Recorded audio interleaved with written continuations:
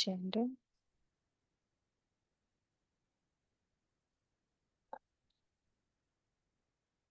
Hare Krishna Mataji, China Mataji. Girija Mataji, Kalavathi Mataji ఇద్దరు rice చేశారు. కొత్త ఓకే వాళ్ళు ఎవరైనా చేస్తే, మాతాజీ చేయమనండి, పర్వాలేదు.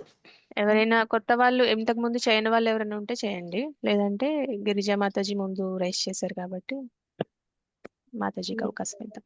ఇంతవరకు ఎవరు మాతాజీ? కవిత. కవిత మాతాజీ. చేయండి మాతాజీ. ఓకే మాతాజీ. ఓం అజ్ఞానతిమిరాంధస్య జ్ఞానాంజనశలాకయా చక్షుర్మీలితం येन తస్మై శ్రీగురవే నమః. శ్రీచైతన్యమనోభీష్టం స్థాపితం येन భూతలే స్వయం రూపः కదా మహ్యం దదాతి స్వపదాంతికం. వందేహం శ్రీగురో శ్రీయుతపదకమలం శ్రీగురూన్ వైష్ణవాంచ శ్రీరూపం సాగ్రజాతం సహగణ రఘునాథాన్వితం తం సజీవం సాద్వైతం సావధూతం పరిజన సహితం కృష్ణ చైతన్య దేవం శ్రీ రాధా కృష్ణ పాదాన్ సహగణ లలిత శ్రీ విశాఖాన్వితాంచ. హే కృష్ణ కరుణా సింధో దీనబంధో జగత్పతే గోపేశ గోపికా కాంత రాధాకాంత నమోస్తుతే. తప్త కాంచన గౌరాంగి రాధే బృందావనేశ్వరి వృషభానుసుతే దేవి ప్రణమామి హరి ప్రియే. నమో ఓం విష్ణుపాదాయ కృష్ణ ప్రేష్టాయ భూతలే శ్రీమతే భక్తి వేదాంత స్వామి నామిని. నమస్తే సారస్వతి దేవే గౌరవాణి ప్రచారిణే నిర్విశేష శూన్యవాది పాశ్చాత్య దేశకారిణే. వాంఛాకల్పతరుభ్యశ్చ కృపా సింధుభ్య ఏవ చ పతితానాం పావనేభ్యో వైష్ణవేభ్యో నమో నమః. శ్రీకృష్ణ చైతన్య ప్రభు నిత్యానంద శ్రీ అద్వైత గదాధర శ్రీవాసాది గౌర భక్త వృంద. హరే కృష్ణ కృష్ణ కృష్ణ హరే హరే హరే రామ రామ రామ హరే హరే. జయ జయ శ్రీ చైతన్య జయ నిత్యానంద జయ అద్వైత చంద్ర జయ గౌర భక్త వృంద. జయ జయ శ్రీ చైతన్య జయ నిత్యానంద జయ అద్వైత చంద్ర జయ గౌర భక్త వృంద. జయ జయ శ్రీ చైతన్య జయ నిత్యానంద జయ అద్వైత చంద్ర జయ గౌర భక్త వృంద. ఓం నమో భగవతే వాసుదేవాయ. ఓం నమో భగవతే వాసుదేవాయ. ఓం నమో భగవతే వాసుదేవాయ. మూకం కరోతి వాచాలం పంగుం లంఘయతే గిరిం యత్కృపాతమహం వందే శ్రీగురుం దీనతారణం పరమానందమాధవం శ్రీ చైతన్య ఈశ్వరం. శ్రీ రాధా की जय, श्री गौरीताई की जय, बलभद्र सुभद्र जगन्नाथ स्वामी की जय, श्री नरसिंहदेव भगवान की जय, श्री गुरुदेव की जय, श्री गोपाल की जय. निताई गौरा प्रेमानंदे हरि हरि बोल. హరే కృష్ణ మాతాజీ. Thank you so Mataji. Much Mataji. Hare Krishna. అయితే మనకి 29 శ్లోకాస్ అయిపోయినాయి కదా. ఈ రోజు 30th శ్లోకా నుంచి స్టార్ట్ చేయాలి. ఎవరైనా ఒకళ్ళు ఒక్క నిమిషంలో మొత్తం ఏం జరిగిందో చెప్పగలరా? ఒకే ఒక నిమిషంలో హ్యాండ్ రేస్ చేయండి ఎవరైనా చెప్పాలనుకుంటే.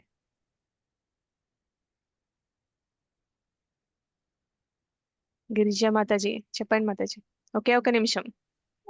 అంటే ధృతరాష్ట్రుడు యుద్ధ రంగంలో ఏం జరుగుతుందని సంజయ్ను అడుగుతున్నాడు అనమాట. అదే ఎక్స్ప్లెయిన్ చేస్తున్నాడు మాతాజీ. అప్పటికే ధృతరాష్ట్రుడు తన స్వభావాన్ని వ్యక్తపరిచాడనమాట. నా పుత్రులు పాండవ పుత్రులు ఏం చేస్తున్నారని అది వర్ణిస్తున్నారు మాతాజీ. అప్పుడు అర్జునుడు యుద్ధ రంగంలోకి వెళ్ళి ఇరు సేనల మధ్యలోకి వెళ్దామని కృష్ణుని ప్రార్థిస్తాడు. అప్పుడు యుద్ధ రంగంలోకి ప్రవేశించడానికి ప్రయత్నం అవుతుంది Mataji. Okay, thank you Mataji. So అయితే మనకి ధృతరాష్ట్రుడి క్వశ్చన్ తో స్టార్ట్ అవుతుంది.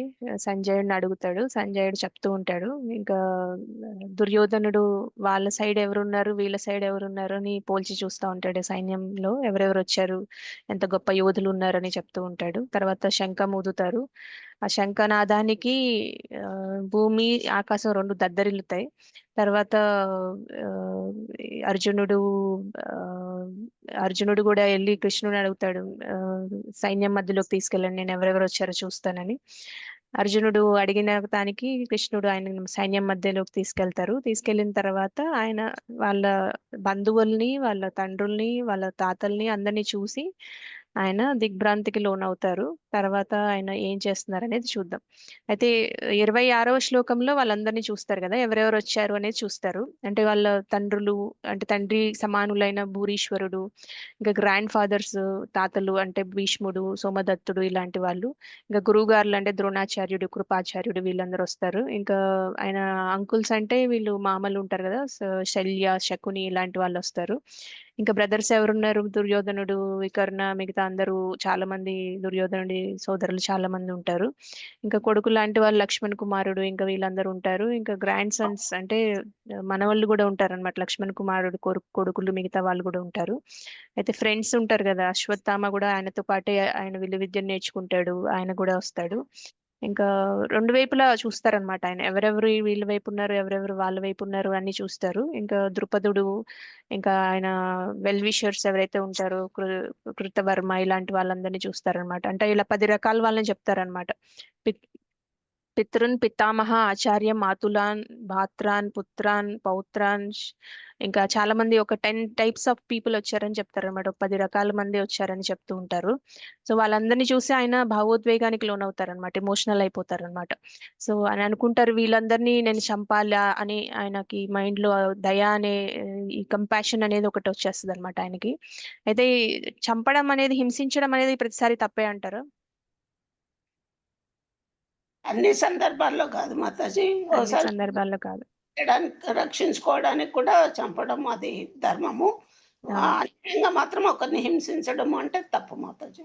ఆ, అంటే ఇప్పుడు మనకి సైనికులు ఉంటారు కదా, సైనికులు కూడా హింస అనేది చేస్తారు, వైలెన్స్ చేస్తారు. అండ్ టెర్రరిస్టులు ఎవరైతే ఉంటారో, ఉగ్రవాదులు, వాళ్ళు కూడా వైలెన్స్ కమిట్ చేస్తారు అనమాట. అంటే వాళ్ళు జనరల్ గా ఏం చేస్తారంటే అమాయక ప్రజల్ని ఇబ్బంది పెట్టడానికి ట్రై చేస్తారు. మరి సైనికులు అయితే దేశాన్ని రక్షించడానికి హింస అనేది చేస్తారనమాట. అంటే వాళ్ళిద్దరూ హింస చేస్తున్నారు, కానీ వాళ్ళ ఉద్దేశం వేరనమాట. అందుకని ప్రతిసారి హింస అనేది తప్పు కాదనమాట. ఎవరు చేస్తున్నారు అనే దాన్ని బట్టి మనం, ఎవరు చేస్తున్నారు, దేనికోసం చేస్తున్నారు అనే దాన్ని బట్టి మనం హింస అనేది తప్పా కాదా అనేది నిర్ణయించబడుతుంది. ఇప్పుడు సైనికులు చేసేది తప్పు కాదు, అదే ఉగ్రవాదులు చేసేది చాలా తప్పు అన్నమాట.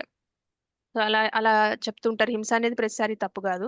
కాకపోతే మనం ఎందుకు చేస్తున్నాం అనేది కూడా చాలా ఇంపార్టెంట్ అన్నమాట. అన్నిటికన్నా గొప్ప విషయం ఏంటంటే కృష్ణుడు చెప్పింది చెప్పినట్టు చేయడం, ఆయన్ని ప్లీజ్ చేయడానికి ట్రై చేయడం అన్నమాట. అది గొప్ప లక్షణం అని చెప్తారు.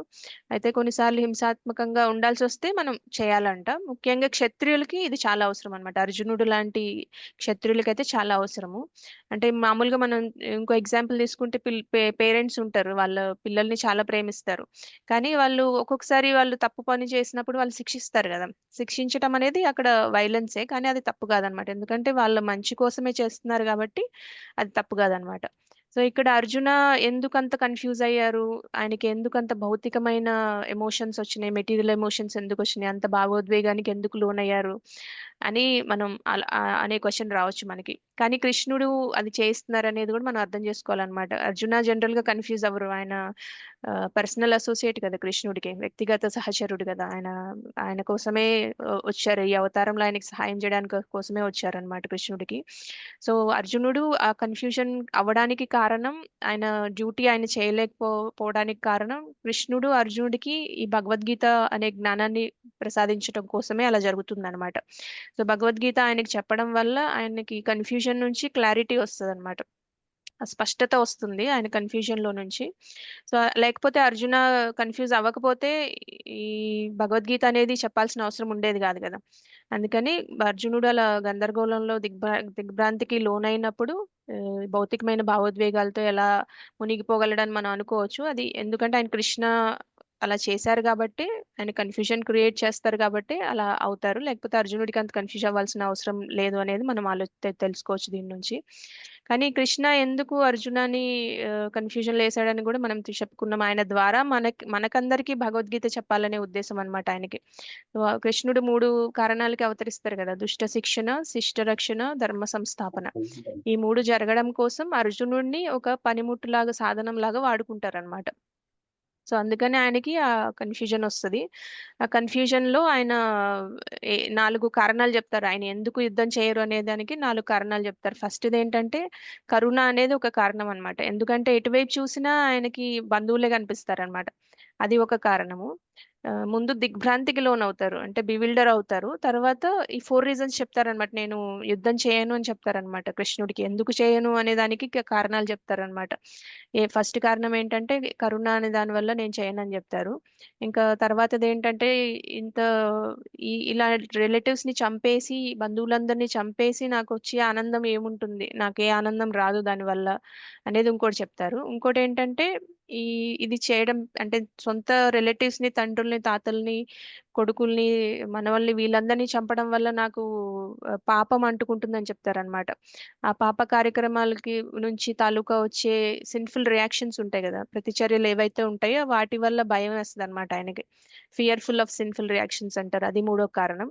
నాలుగో కారణం ఏంటంటే ఇప్పుడు యుద్ధంలో చనిపోయిన వాళ్ళందరూ పెద్దవాళ్ళు, ఇంటికి చాలా అవసరమైన వాళ్ళు. వాళ్ళ మీదే మిగతా ఫ్యామిలీస్ అన్ని ఆధారపడి ఉంటాయి కాబట్టి వాళ్ళు చనిపోతే ఫ్యామిలీ ట్రెడిషన్స్, ఫ్యామిలీస్ డిస్ట్రాయ్ అయిపోతాయని ఆయన 4 కారణాలు చెప్తారనమాట. అంటే తన బంధువుల పట్ల కరుణ ఒకటి రీజను. యుద్ధం గెలిచినా ఆయనకి ఆనందం ఉండదు అనేది ఇంకొక రీజను. ఇంకా పాపం పనులు ఇది చేయడం పాపం. ఈ పాపం చేయడం వల్ల నాకు ప్రతిచర్య కూడా వస్తుంది అనే దానికి భయపడటం అనేది ఇంకో కారణం. ఇంకా కుటుంబాలు మరియు కుటుంబ సాంప్రదాయాలు నాశనం అవుతాయని ఆందోళన చెందడం అనేది నాలుగో కారణం అన్నమాట. ఎందుకంటే ఇప్పుడు చాలా మంది చనిపోతే వాళ్ళ ఫ్యామిలీ మీద డిపెండెంట్ అయితే ఎవరైతే ఉంటారో వాళ్ళు చనిపోతారు కదా! అంటే ఇప్పుడు జనరల్‌గా మగవాళ్ళు, ఫ్యామిలీలో మగవాళ్ళు, పెద్దవాళ్ళు యుద్ధానికి వెళ్తారు. మిగతా వాళ్ళందరూ ఇంట్లోనే ఉంటారు కదా! వాళ్ళు యుద్ధంలో చనిపోతే వీళ్ళకి ఎవరు పోషించటానికి ఉండరు. ఎవరు ఇది తప్పు అని చెప్పేవాళ్ళు ఉండరు. అలా ఫ్యామిలీస్ డిస్ట్రాయ్ అవుతాయి. ఫ్యామిలీ ట్రెడిషన్స్ కూడా ఏవైతే కట్టుబాట్లు ఉంటాయో అవి కూడా పోతాయనేది అర్జునుడి వాదన అన్నమాట. సో ఆయన దాని వల్ల కూడా ఆయన యుద్ధం చేయనని చెప్తూ ఉంటారన్నమాట. అయితే మనం ఇంకా 30వ శ్లోకంలో ఏం చెప్తున్నారో చూద్దాం. నేను స్క్రీన్ షేర్ చేస్తాను.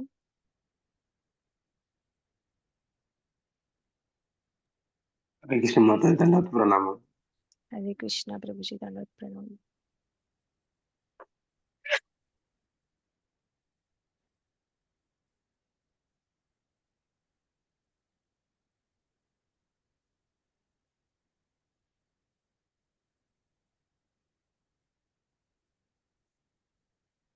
స్క్రీన్ కనిపిస్తుందా? ఎవరైనా కన్ఫర్మ్ చేయండి. కనిపిస్తుంది మాతాజీ కనిపిస్తుంది. ఓకే. సో ఇప్పటి వరకు అంత క్లియర్ గానే ఉంది కదా. 29 శ్లోకాస్ వరకు మనం 30th శ్లోక చదువుకుందాము. నేను చెప్తాను, మీరు రిపీట్ చేయండి. నచ శక్నోమి అవస్థాతుం न च शक्नोमि वक्तुं భ్రమతీవ చ మే మనః భ్రమతి मनः నిమిత్తాని చ పశ్యామి निमित्तानि च पश्यामि విపరీతాని కేశవ विपरीतानि केशव నచ శక్నోమి అవస్థాతుం न च शक्नोमि वक्तुं భ్రమతీవ చ మే మనః నిమిత్తాని చ పశ్యామి निमित्तानि च విపరీతాని కేశవ विपरीतानि केशव न च शक्नोमि अवस्थातुं न च शक्नोमि भ्रमतीव च मे मनः निमित्तानि च पश्यामि विपरीतानि केशव. ఎవరైనా అనువాదం చదువుతారో హ్యాండ్ రేస్ చేయండి, ఎవరైతే చదవాలనుకుంటున్నారో వాళ్ళు. అనువాదం తర్వాత మనకి భాష్యం కూడా ఉంటుంది కదా, భాష్యం ఒకరు చదవండి, అనువాదం ఒకరు చదవండి. కళావతి మాతాజీ కళావతి మాతాజీ అనువాదం చదవండి. మాతాజీ ఇది స్క్రీన్ పైకి వచ్చింది, కిందికి రాలేదు. ఒక్క నిమిషం మాతాజీ. చదవండి మాతాజీ. హరే కృష్ణ మాతాజీ. కేసి అను రాక్షసుని సంహరించిన ఓ కృష్ణ, నేను ఇప్పుడు ఏమాత్రము నిలబడలేకపోతున్నాను. నన్ను నేను మడిచిపోతున్నాను. నా మనస్సు చలించుచున్నది. కేవలము విపరీతముననే నేను గాంచుతున్నాను. హరే కృష్ణ మాతాజీ. థ్యాంక్ యూ మాతాజీ. హరి కృష్ణ. ఇంకెవరు హ్యాండ్ రైజ్ చేశారు భాష్యం చదవడానికి? ఇందిరా మాతాజీ భాష్యం చదవండి. హరే కృష్ణ మాతాజీ. హరే కృష్ణ మాతాజీ. అసహనము వలన భాష్యము శ్రీల ప్రభుపాదికి జై.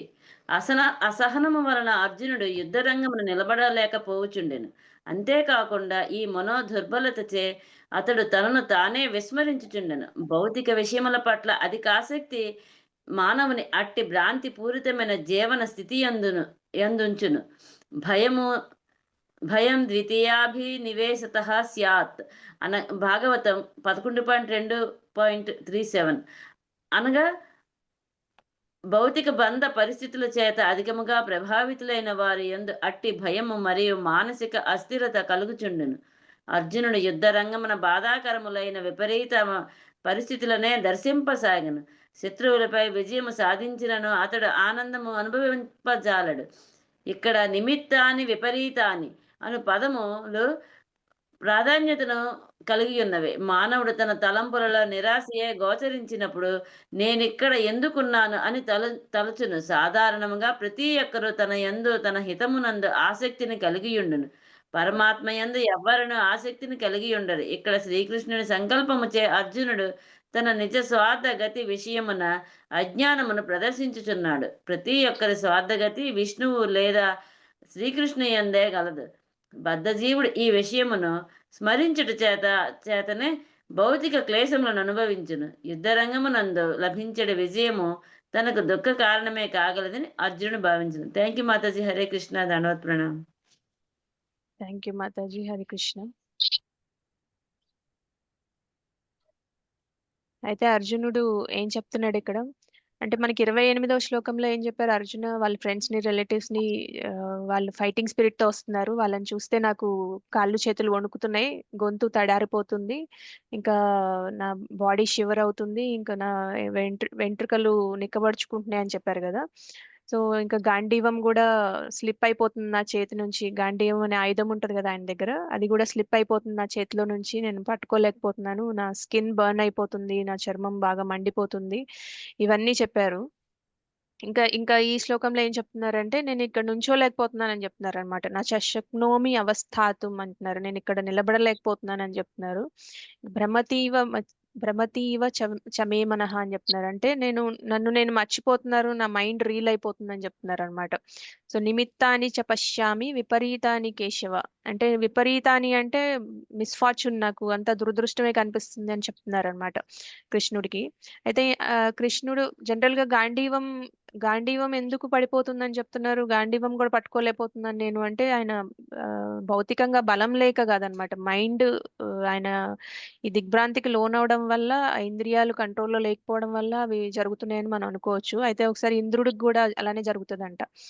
ఈ ఇంద్రుడికి ఏమవుతుందంటే వృత్రాసురతో ఫైటింగ్ చేస్తున్నప్పుడు, వృత్రాసుర తెలుసు కదా ఆయన గొప్ప రాక్షసుడు, ఆయనతో ఫైటింగ్ చేస్తున్నప్పుడు ఏమవుతుందంటే ఆ వజ్రాయుధం అనేది ఆయన ఒక్క నిమిషం సో వజ్రాయుధం అనేది చేతిలో నుంచి జారిపోతుంది అనమాట. చేతిలో నుంచి జారిపోతే ఆయన తీసుకోవడానికి కూడా సిగ్గుపడతారంట. ఎందుకంటే ఈ వజ్రాయుధం ఎవరికైతే ఈ గొప్ప యోధులు ఉంటారో వాళ్ళకి ఆ వెపన్ అనేది గట్టిగా పట్టుకోవడం అనేది ఒక కళ అనమాట. అది లేకపోతే వాళ్ళు యోధులు అవ్వలేరు అనమాట. అది పెద్ద ఇన్సల్ట్ అనమాట, అవమానం కింద లెక్క వాళ్ళకి. వాళ్ళు ఆ ఆయుధాన్ని చేత్తో గట్టిగా పట్టుకోలేకపోతున్నారంటే వాళ్ళు యోధులు అని చెప్పుకోవడానికి అర్హులు కారు, అండ్ వాళ్ళకి పెద్ద అవమానం కూడా కూడా అన్నమాట. కానీ ఇక్కడ అర్జునుడు ఏం చెప్తున్నాడు?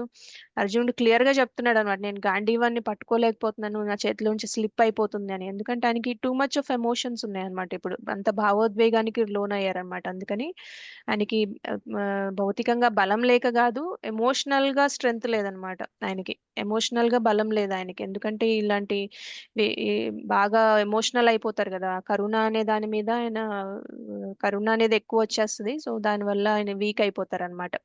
సో ఫిజికల్ ఫిట్నెస్ అనేది ఒక లెవెల్, కానీ ఎమోషన్సే మనల్ని డ్రైవ్ చేస్తూ ఉంటాయి కదా.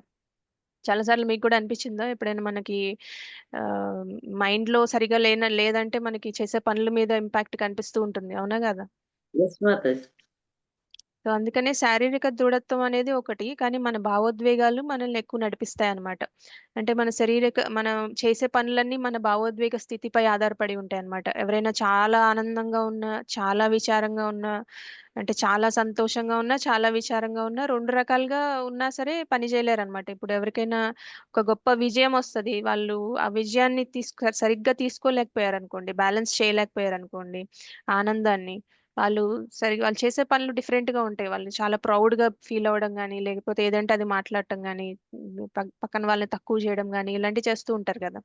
సో అందుకని విపరీతమైన ఆనందము మంచిది కాదు, విపరీతమైన బాధ కూడా మంచిది కాదనమాట. అందుకని మన భావోద్వేగాలు ఎప్పుడు సమతులంగా ఉండాలంట, బ్యాలెన్స్డ్ గా ఉండాలని చెప్తారు మన ఎమోషన్స్. ఎక్కువ ఆనందించకూడదు, ఎక్కువ దుఃఖించకూడదు అనమాట. ఇప్పుడు అర్జునుడికి వచ్చింది ఏంటి, బాగా ఎక్కువ దుఃఖం వచ్చేస్తుంది అనమాట. అంత భావోద్వేగానికి లోన్ అవుతారు కాబట్టి ఆ భావోద్వేగాలకి లోన్ అవ్వడం వల్లనే ఆయనకి శారీరకంగా అలాంటివి అనిపిస్తున్నాయి. ఎలా ఆయనకి రోమాలు నిక్కపొడుచుకుంటున్నాయి, స్కిన్ బర్న్ అయిపోతున్నట్టు అనిపిస్తుంది, ఇంకా మిగతావన్నీ అనిపిస్తున్నాయి కదా, బాడీ షివర్ అయిపోతున్నట్టు అనిపిస్తుంది, చేతులు కాళ్ళు వణికిపోతున్నాయి. ఇవన్నీ ఎందుకు చెప్తున్నారంటే ఆయనకి విపరీతమైన భావోద్వేగాలు కంట్రోల్ చేసుకోలేకపోవడం వల్ల భౌతికంగా ఇలాంటివి వస్తున్నాయని ప్రభుపాదులు వారి భాష్యంలో చెప్తున్నారు అన్నమాట. ఇంకా ఏం చెప్తున్నారు అర్జున? త్యక్- త్వచ్చైవ పరిదహ్యతే అని చెప్తున్నారు, స్కిన్ బర్న్ అయిపోతుంది అని చెప్తున్నారు. అంటే ఇంకా నేను నిలబడలేకపోతున్నాను అని చెప్తున్నారు. నా శక్నోమి అవస్థుతం అని చెప్తున్నారు. ఇక్కడ నేను నుంచోలేకపోతున్నాను ఎందుకంటే మైండ్ రీల్ అయిపోతుంది, చాలా కన్ఫ్యూజన్ లో ఉన్నాను నేను అని చెప్తున్నారు అనమాట. నిమిత్తాని చ పశ్యామి విపరీతాన్ని కేశవ అని చెప్తున్నారు అనమాట. ఎందుకంటే నాకు ఇక్కడ అంతా విపరీతమే కనిపిస్తుంది, అంటే మిస్ఫార్చునే కనిపిస్తుంది, అదృష్టం ఏం కనిపించట్లేదు, అంత దురదృష్టం అంతా వ్యతిరేకంగా కనిపిస్తుంది నాకు, అందుకని నేను యుద్ధం చేయను అని చెప్తున్నారు అనమాట. ఇంకా కేశవ అని ఎందుకన్నారంటే, కేశవ అంటే కేశి అనే రాక్షసుని సంహరిస్తారనమాట కృష్ణుడు. ఆ అందుకని ఆయన కేశవ అని ఇక్కడ ఎందుకు కేశవ అని పిలుస్తున్నారు కృష్ణుడిని అంటే, అంటే ఆయన ఈ గుర్రం రాక్షసుడు తెలుసు కదా మీకు, వృందావనంలో కృష్ణుడు చాలా మంది రాక్షసులు అటాక్ చేస్తారు ఆయన మీద, దాంట్లో కేశి రాక్షసుడు కూడా ఒకడనమాట. సో అర్జున గుర్తు చేస్తున్నారు ఇండైరెక్ట్ గా కృష్ణుడికి, నువ్వు కూడా రాక్షసుల్ని చంపావు కానీ చుట్టాలు ఎవరిని చంపలేదు కదా అని అనడానికి కూడా ఆయన ఆ విషయం చెప్తున్నారు అనమాట. సో అయినా సరే అర్జునుడు మర్చిపోయిన విషయం ఏంటంటే, కృష్ణుడు ఆయన సొంత మేనమామైన కంసుడిని కూడా చంపుతారు కదా. సో ఆ విషయం ఆయన మర్చిపోతారు. అంటే కృష్ణకి అలా ఈ సొంత వాళ్ళు మన వాళ్ళు కాదు అనేది ఏమి ఉండదు, దుష్టులు ఎవరుంటే వాళ్ళని శిక్షించడం ఆయన చేస్తూ ఉంటారనమాట. సో అర్జునకి అది గుర్తులేదనమాట ఆ టైంలో, అందుకని ఆయన కేశవ అని సంబోధిస్తున్నారు ఇక్కడ. సో అర్జున ఇంకా కంపాషన్ అనే ఫీలింగ్ లో అలా ఉండిపోతారనమాట. ఇంకా ఆయన సొంత ఆ, ఆయన పాండవుల సైడ్ వచ్చిన వాళ్ళ మీదే కాదు, ఆపోజిట్ సైడ్ వచ్చిన వాళ్ళ మీద కూడా కంపాషన్ ఉంటది అనమాట ఆయనకి. సో ఇద్దరి మీద కంపాషన్ ఉంటది, ఇద్దరు ఆయన చుట్టాలే అవుతారు, ఆయన రిలేటివ్సే అవుతారు, ఆయన ఫ్రెండ్స్ వెల్ విషర్స్ రెండు సైడ్లు ఉంటారు కాబట్టి అందరూ ఒకటే ఫ్యామిలీ కదా చెప్పాలంటే. సో రెండు వైపులా ఉన్న వాళ్ళ గురించి ఆయన బాధపడుతూ ఉంటారు అనమాట. సో ప్రభుపాద్ ఇంకో విషయం ఏం చెప్తారంటే, మనకి మన ఇంట్రెస్ట్ అనేది కృష్ణుడిని సాటిస్ఫై చేయడంలో ఉండాలంట. మనం భౌతికంగా ఆ, మన ఇంద్రియ తృప్తి కోసం మనం ఏ పని చేయకూడదు, కృష్ణుడిని సాటిస్ఫై చేయడానికి చేయాలి అని కూడా చెప్తూ ఉంటారన్నమాట. సో అర్జునుడు ఎంత ఓవర్వెల్మ్ అవ్వాల్సిన అవసరం లేదు ఈ భౌతికమైన భావోద్వేగాలతో, ఎందుకంటే అర్జునుడు ఈ కృష్ణుడు మూడు మూడు విషయాలు చేయాలని డిసైడ్ అయ్యారు: దుష్ట శిక్షణ, శిష్ట రక్షణ, ధర్మ సంస్థాపన. దుష్టులు ఎవరున్నారు, దుర్యోధనుడు, దుశ్శాసనుడు, వీళ్ళందరూ దుష్టులు కదా, వాళ్ళందరినీ శిక్షించడం అనేది కృష్ణుడి కర్తవ్యం. సో ఆయన కర్తవ్యానికి ఈయన ఈయన డ్యూటీ ఈయన చేసి, క్షత్రియుడి బాధ్యత అనేది నిర్వర్తించి యుద్ధం చేయడం అనేది అర్జునుడి బాధ్యత. అది మర్చిపోయారని ప్రభుపాద చెప్తున్నారు. అండ్ మర్చిపోవడానికి కూడా కారణం చెప్పారు, ఎందుకంటే కృష్ణుడు భగవద్గీత అర్జునుడి ద్వారా మనందరికి చెప్పాలనుకుంటున్నారు కాబట్టి అది జరుగుతుంది అని కన్ఫ్యూజన్ లో పడేస్తారనమాట కృష్ణుడే అర్జునుడిని అని చెప్తున్నారు.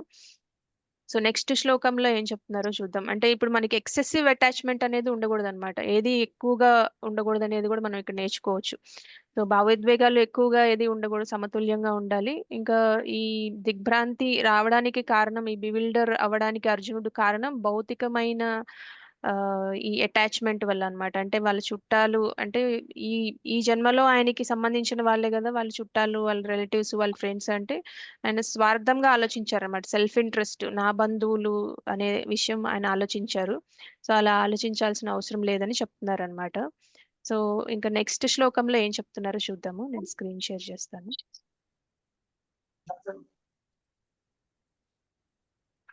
సో 31వ శ్లోకము. ఇది కూడా ఒకసారి చదువుకొని మనం దాని అర్థం తెలుసుకోవడానికి ట్రై చేద్దాము. నేను చెప్తాను, మీరు రిపీట్ చేయండి. నచ శ్రేయో అనుపశ్యామి నచ శ్రేయో అనుపశ్యామి హత్వా స్వజనమాహవే హత్వా న కాంక్షే విజయం కృష్ణ న చ రాజ్యం సుఖాని చ న చ శ్రేయో అనుపశ్యామి నచ శ్రేయో అనుపశ్యామి హత్వా స్వజనమాహవే హత్వా న కాంక్షే విజయం కృష్ణ న చ రాజ్యం సుఖాని చ న చ శ్రేయో అనుపశ్యామి హత్వా స్వజనమాహవే న కాంక్షే విజయం కృష్ణ న చ రాజ్యం సుఖాని చ. అనువాదం ఎవరైనా చదువుతారా? హ్యాండ్ రేస్ చేయండి.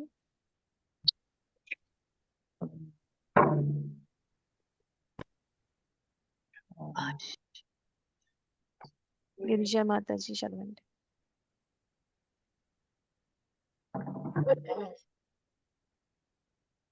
హరే కృష్ణ మాతాజీ.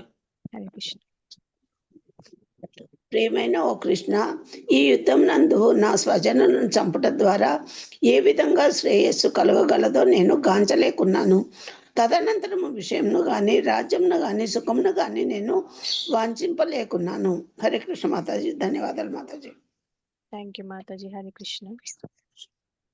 అనురాధ మాతాజీ, మీరు హ్యాండ్ రేస్ చేశారు కదా, భాష్యం చదవండి. హరే కృష్ణ మాతాజీ. హరే కృష్ణ. భాష్యము. శ్రీల ప్రభుపాదకి జై. బద్ధజీవులు తమ నిజస్వార్థగతి విష్ణువు శ్రీకృష్ణుని అందే కలదని ఎరుగక దేహ సంబంధములలోనూ సుఖము గలదని భావిస్తూ వాటి వైపునకు ఆకర్షింపబడుతుందరు. జీవితమునకు సంబంధించినట్టి అంధవిశ్వాసముతో వారు భౌతిక సుఖముకు హేతువులైన వాటిని కూడా విస్మరిస్తుందరు. ఇక్కడ అర్జునుడు క్షత్రియ ధర్మములను కూడా విస్మరించినట్లుగా కనిపించును. శ్రీకృష్ణుని ప్రత్యేకాదేశముతో యుద్ధరంగంలో మరణించు క్షత్రియుడు మరియు పూర్తి ఆధ్యాత్మిక అనుభూతి కొరకే అంకితమైన సన్యాసి ఇరువురును శక్తిమంతము మరియు తేజవంతమైన సూర్యమండలములో ప్రవేశించుటకు అర్హులు కాగలరని తెలుపబడిన. బంధువుల విషయమునకు పక్కకు పెట్టినను తన శత్రువుల వధను కూడా అర్జునుడు వాంఛించుటలేదు. బంధువులను వధించుట ద్వారా జీవితంలో తనకు ఎట్టి సుఖము లభించదని అతడు భావిస్తుండెను. కనుకనే ఆకలి లేనివాడు వండుటకు ఇష్టపడినట్లుగా యుద్ధమునకు అతడు అంగీకరించలేకపోతుండెను. ఇప్పుడు అతడు నిరాశతో అడవికి వెళ్లి ఏకాంత జీవితమున గడపవలనని నిర్ణయించుకొనెను. ఏమైనను క్షత్రియులు అన్యవృత్తులు చేపట్టకూడదు కనుక జీవనోపాధి కొరకై క్షత్రియుడుగా అతనికి రాజ్యము కావలెను. కానీ ప్రస్తుతం అర్జునకు రాజ్యము లేదు.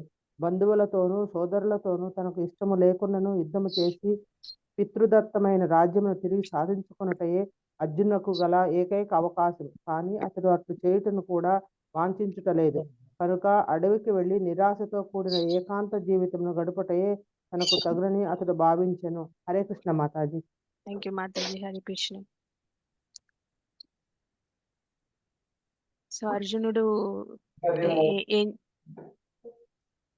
ఒక్క నిమిషం, నేను అందరిని మ్యూట్ చేస్తాను.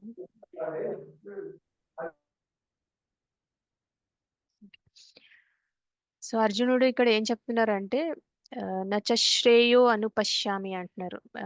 అంటే మా వాళ్ళని చంపడం వల్ల నాకేమీ ఉపయోగం తెలియట్లేదు, నా సొంత బంధువుల్ని చంపడం వల్ల అనేది చెప్పారు.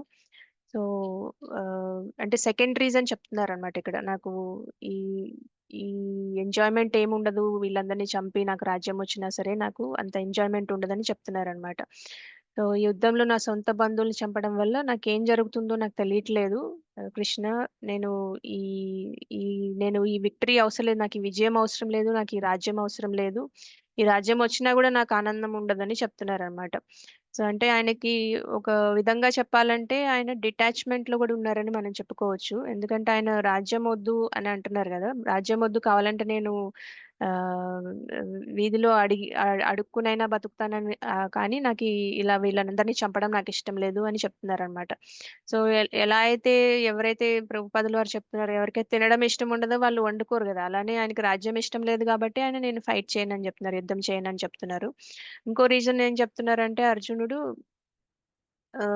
ఇంకా ఆయన 2 రకాల రీజన్స్ చెప్తున్నారనమాట. ఒకటేంటంటే ఆయన ఈ వీళ్ళని చంపడం వల్ల నాకు ఆనందం లేదని చెప్తున్నారు. ఇంకా కావాలంటే నేను అడవిలోకెళ్ళిపోయి బతుకుతాను, లేదంటే వీధిలో అడుక్కొని తినైనా బతుకుతాను గానీ నేను ఈ యుద్ధం చేయను అని చెప్తున్నారు. కానీ ఇక్కడ మనం ఒకటి గమనించాల్సిన విషయం ఏంటంటే అర్జునుడు క్షత్రియుడు కాబట్టి ఆయనకి జీవనోపాధి అనేది రాజ్యమే అవ్వాలన్నమాట. ఆయన వేరే పనులు చేయకూడదు.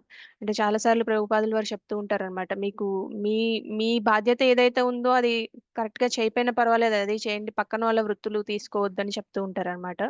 ఎవరు ఎవరు ఏ వృత్తిలో ఉంటారో ఆ వృత్తిని చేపట్టండి, పక్కన వాళ్ళ వృత్తి పర్ఫెక్ట్ గా అయినా సరే అది చేయాల్సిన అవసరం లేదు, మీ వృత్తి మీరు ఇంపర్ఫెక్ట్ గా అయినా సరే చేయండి అని చెప్తూ ఉంటారనమాట. సో జీవనోపాధికి శత్రువులకి రాజ్యం కావాలి, అలానే అర్జునుడికి రాజ్యం లేదు కాబట్టి ఇప్పుడు బంధువులైనా సోదరులైనా ఎవరైనా ఇష్టం ఉన్నా లేకపోయినా యుద్ధం చేయాలనేది ఇక్కడ మనం తెలుసుకోవాల్సిన విషయము. కానీ అలా చేయలేకపోవడం అనేది ఆయన బాధ్యత ఆయన విస్మరించినట్టే అని మనం చెప్పుకోవచ్చు అనమాట. సో కృష్ణుడు ఆదేశాల ప్రకారం యుద్ధ రంగంలో ఎవరైనా మరణించి అంటే యుద్ధం చేసి మరణిస్తే కూడా వాళ్ళకి మంచి లోకాలు దొరుకుతాయని చెప్తున్నారు అనమాట. ఎలా అయితే మనకి సన్యాసులు ఉంటారు కదా, సన్యాసులు వాళ్ళు సన్యాసం తీసుకొని వాళ్ళు ఎలా వాళ్ళ వృత్తి వాళ్ళు చేస్తారు, సన్యాసం అనే దాన్ని ఎలా చేస్తారు, ఇలానే అర్జునుడు కూడా ఆయన బాధ్యత ఆయన నెరవేరిస్తే ఇద్దరు సమానమే అని చెప్తున్నారు అనమాట ప్రభుపాదుల వారు.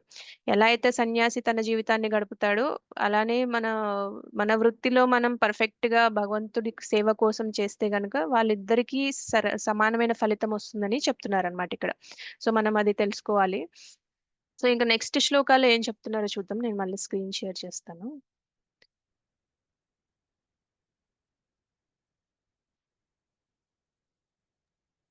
సో నెక్స్ట్ మనకి 3 శ్లోకాస్ ఉంటాయి, మనం అదొక్కటి చెప్పుకొని ఈ రోజు క్లాస్ ఎండ్ చేద్దాము. సో 32 to 35 అన్ని కలిపే ఉంటాయి, ఒకటే అనువాదం ఉంటుంది దానికి. సో మనం ఒకసారి అది రిసైట్ చేసుకొని దాంట్లో అర్జునుడు ఇంకా ఏం చెప్తున్నారో చూద్దాము.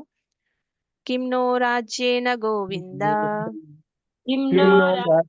గోవింద కిం భోగైర్జీవితేన వా ఏషామర్థే కాంక్షితం నో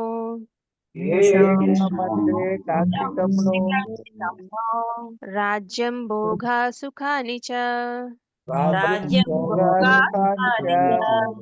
తైమే అవస్థితా యుద్ధే ప్రాణాం త్యక్త్వా ధనాని చ ఆచార్యాః పిత్రా పుత్రాః తథైవ చ పితామహాః కిం నో రాజ్యేన గోవింద కిం భోగైర్జీవితేన వా ఏషామర్థే కాంక్షితం నో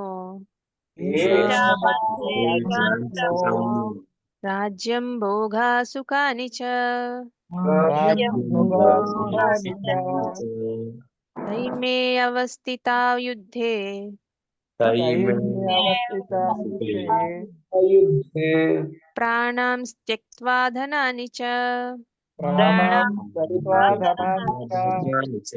ఆచార్యాః పిత్రాః పుత్రాః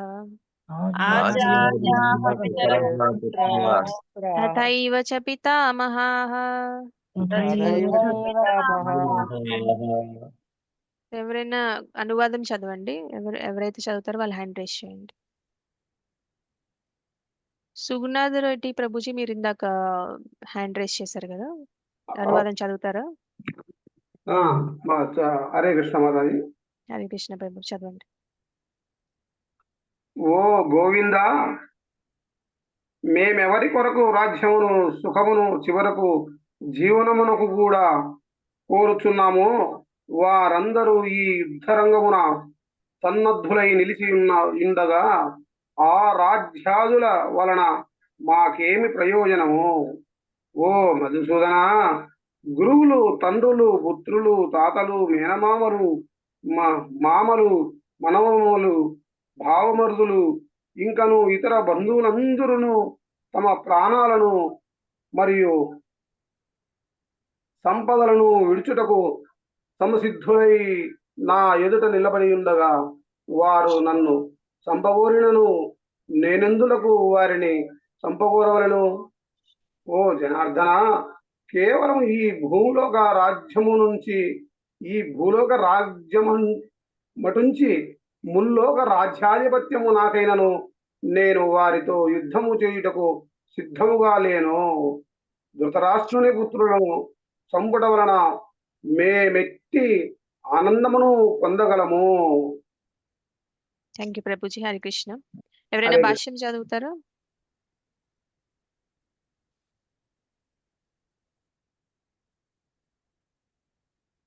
ఎవరు భాష్యం చదవరా? చదువుతారా? చదవండి ప్రభు. శ్రీకృష్ణుడు గోవులకు మరియు ఇంద్రియములకు ఆనందమును చేకూర్చువాడవుటచే అర్జునుడు శ్రీకృష్ణ భగవానుని ఇక్కడ గోవింద అని సంబోధించను.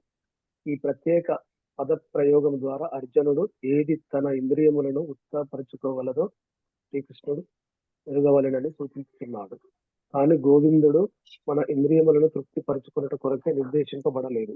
కానీ మనము గోవిందుని ఇంద్రియములను తృప్తిపరచుటకు యత్నించినచో అప్రయత్నముగానే మన ఇంద్రియములు కూడా తృప్తి నొందగలవు.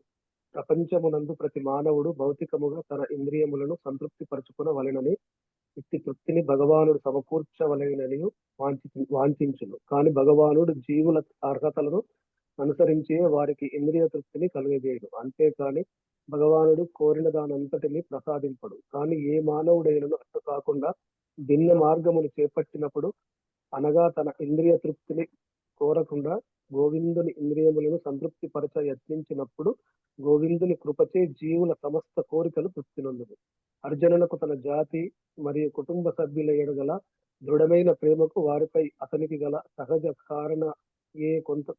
కారణమే కొంతవరకు కారణమని ఇక్కడ చూపబడినది. కనుకనే అతడు యుద్ధము చేయుటకు సంసిద్ధుడుగా లేడు. సాధారణముగా ప్రతి ఒక్కరూ తమ వైభవములను బంధుమిత్రుల ఎదుట ప్రదర్శింపగోరుదు. తన బంధుమిత్రులందరూ యుద్ధరంగమున చంపబడినచో విజయానంతరము తన సంపదలను వారితో కలిసి పంచుకొనుటకు అవకాశము లభింపదని అర్జునుడు భయపడుతున్నాడు. భౌతిక జీవితమునందలి భావములు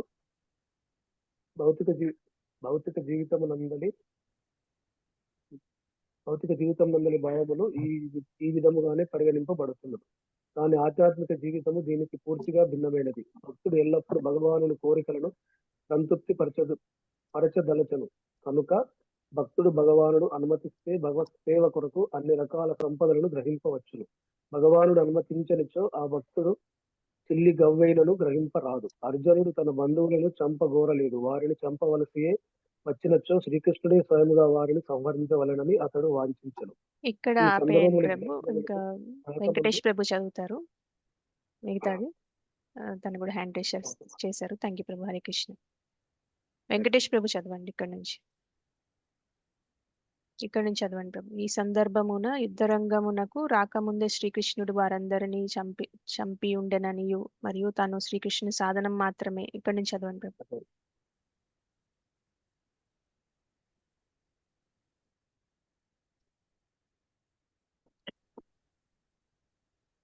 వెంకటేష్ ప్రభు మీరు హ్యాండ్ రైజ్ చేశారు కదా, చదువుతారా లేకపోతే వేరే వాళ్ళు ఎవరైనా?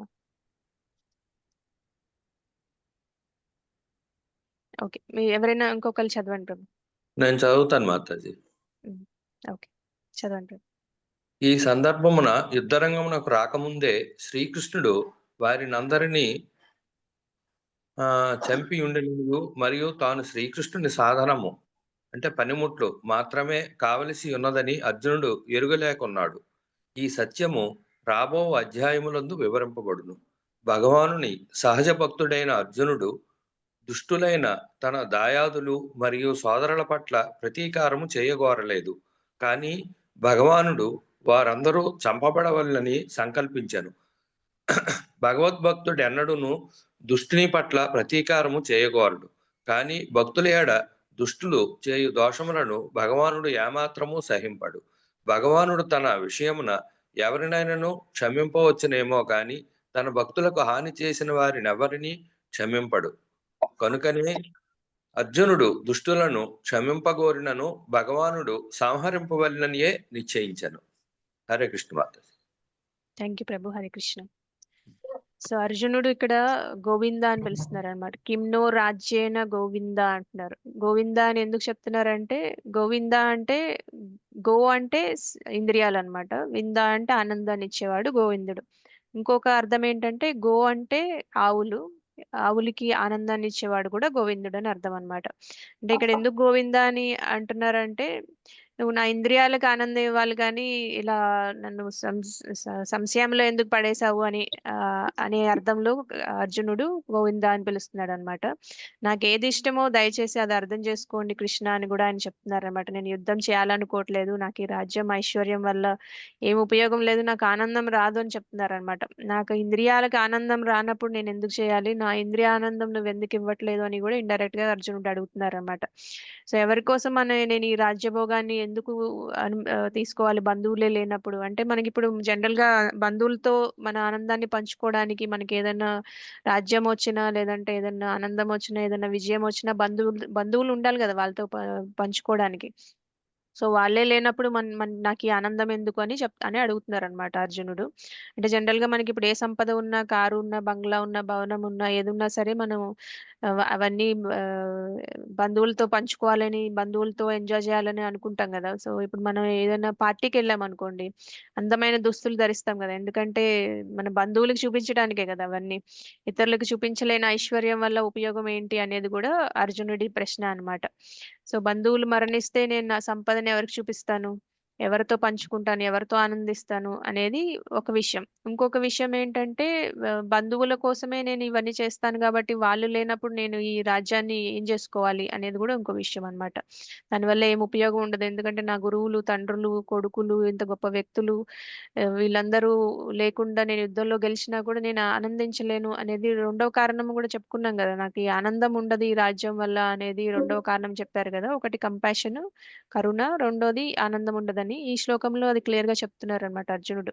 ఈ రాజ్యం కోసం నేను ఈ యుద్ధం చేయలేనని కూడా చెప్తున్నారు అనమాట అర్జునుడు. సో ఇంకా ప్రభుపాదుల వారు ఏం చెప్తున్నారు ఇక్కడ మనకి, ఆ ఇంద్రియాల గురించి చెప్పారు కదా.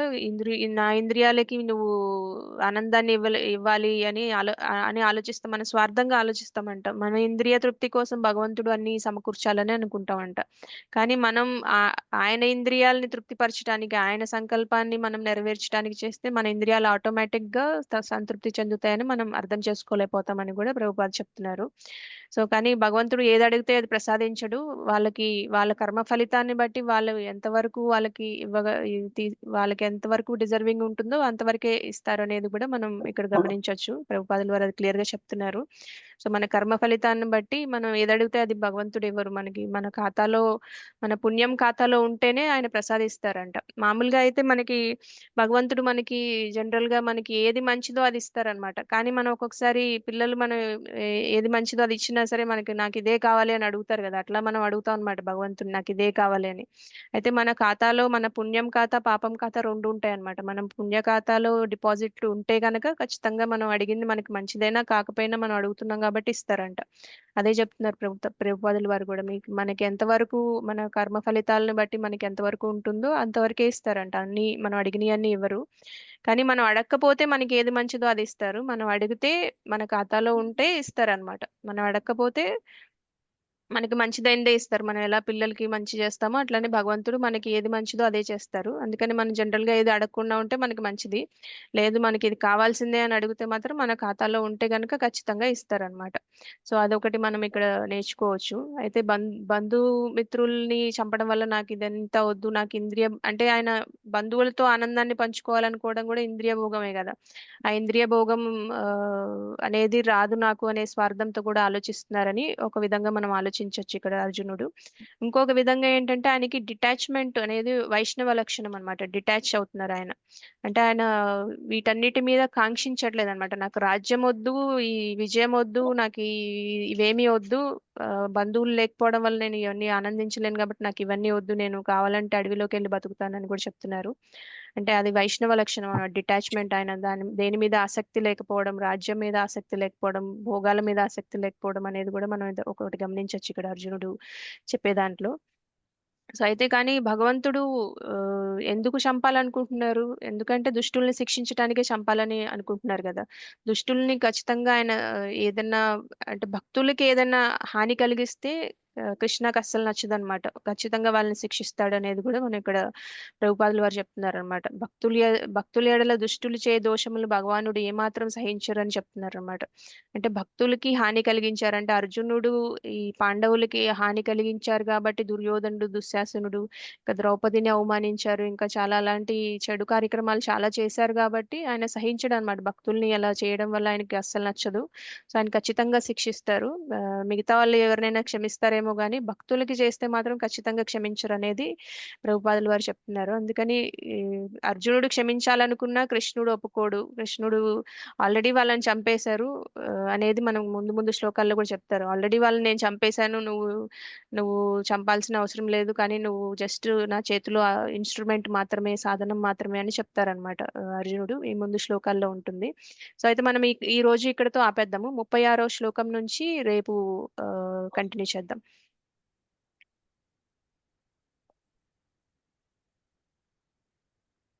ఏమన్నా ప్రశ్నలు ఉంటే అడగండి, లేకపోతే మనం క్లోజ్ చేసుకుందాం.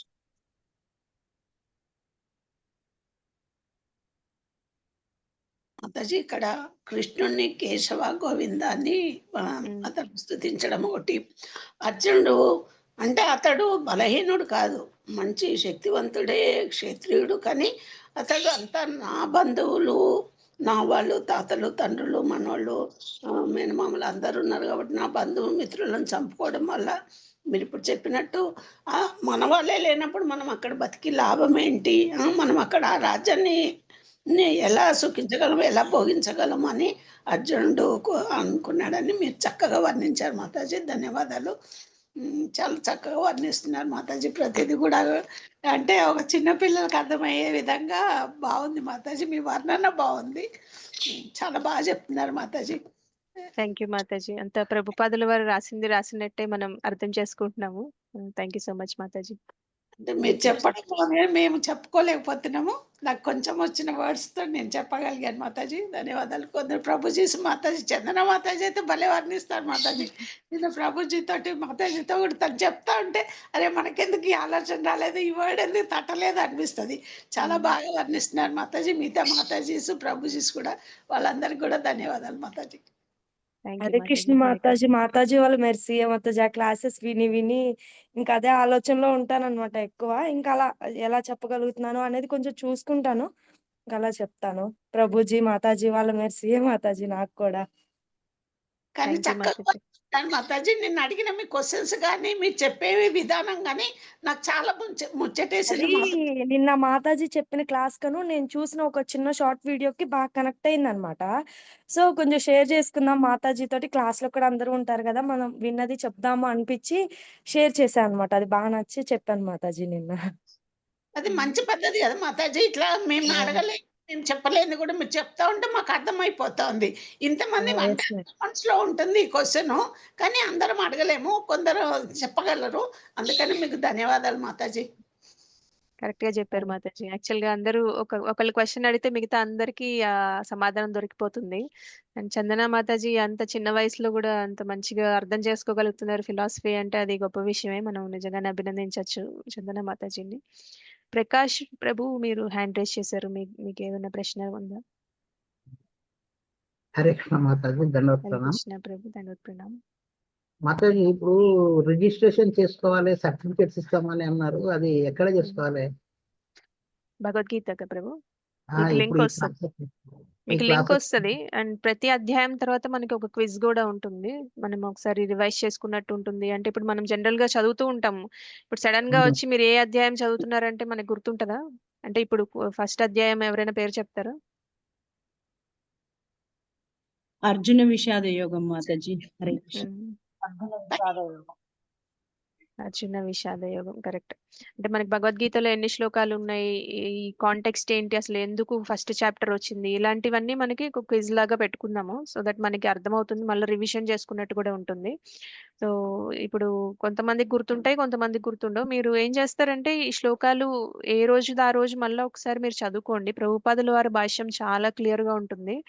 మీరు ఈ రోజు మనం 4-5 శ్లోకాలు చెప్పుకున్నా, 2 చెప్పుకున్నా అంటే మనకి ఫస్ట్ చాప్టర్ కొంచెం ఫాస్ట్ గా వెళ్తుంది, కానీ సెకండ్ చాప్టర్ నుంచి మనకి ఎక్కువ ఇంత ఫాస్ట్ గా వెళ్ళదు. ఫస్ట్ చాప్టర్ అంటే మనకు ఒక స్టోరీలా ఉంటుంది, యుద్ధ భూమిలో జరిగినట్టు మనం చెప్పుకుంటూ ఉంటాం కాబట్టి మనకి తొందరగా అర్థమవుతుంది. అవన్నీ క్లియర్ గా తెలుస్తూ ఉంటాయి. ఇంకా సెకండ్ చాప్టర్ నుంచి మనం కొంచెం నిదానంగా వెళ్తాము. సో మీరు ఏం చేస్తారంటే ఈ శ్లోకాలు పొద్దున పూట మనం ఏవైతే చదువుతామో మీకు టైం ఉన్నప్పుడు మళ్ళీ ఒకసారి రివైజ్ చేసుకోండి. శ్లోక ఉచ్చారణ గానీ, దాని అర్థం గానీ, ప్రభుపాదుల వారి అనువాదం, ఇంకా ఆయన పర్పోర్ట్స్ అవన్నీ ఒకసారి చదవండి. మీ దగ్గర అందరి దగ్గర భగవద్గీతలు ఉన్నాయి కదా? ఉన్నాయా?